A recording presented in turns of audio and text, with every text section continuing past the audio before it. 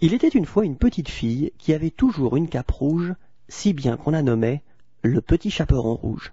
Ce jour-là, sa maman dit au petit chaperon rouge « Ta mère grand est malade, porte-lui une galette et un pot de beurre. » Et elle ajouta « Surtout dépêche-toi et ne parle pas aux gens que tu ne connais pas. » La fillette embrassa sa maman et partit.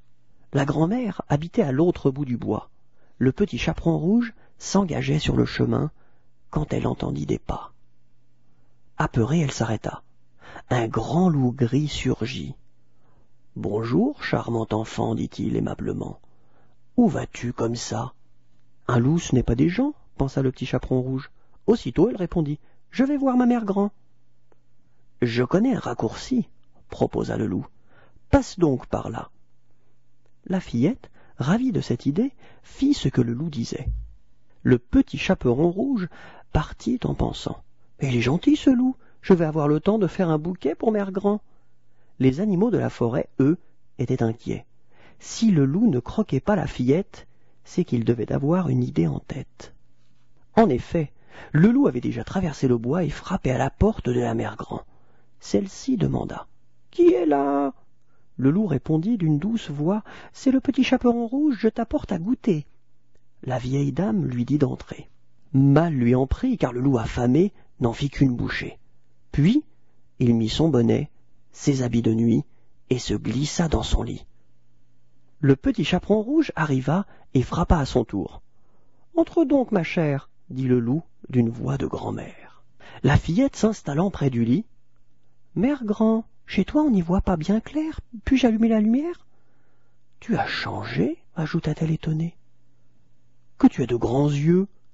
Le loup répondit. « C'est pour mieux te voir, mon enfant. »« Tu as de grandes oreilles !» insista le petit chaperon rouge. Le loup répondit encore. « C'est pour mieux t'écouter, mon enfant. » Mais quand la petite fille ajouta. « Oh, et tu as de grandes dents !» Le loup cria. « C'est pour mieux te manger !» Et il la croqua. Rassasié, le loup voulut s'en aller. Mais il avait du mal à digérer et préféra s'arrêter pour se reposer dans la grange juste à côté. Il était si somnolent qu'il ne vit pas les animaux de la forêt entrer juste derrière lui, et encore moins le piège qu'il préparait.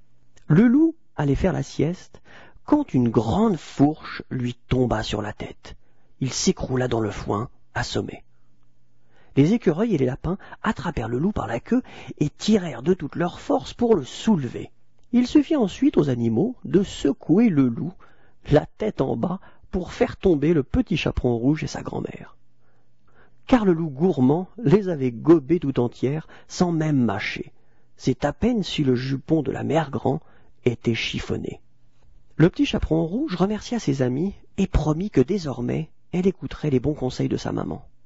Le loup sortit de son évanouissement. Tous se moquèrent de lui. « Toi le grand méchant, va-t'en et ne reviens jamais !»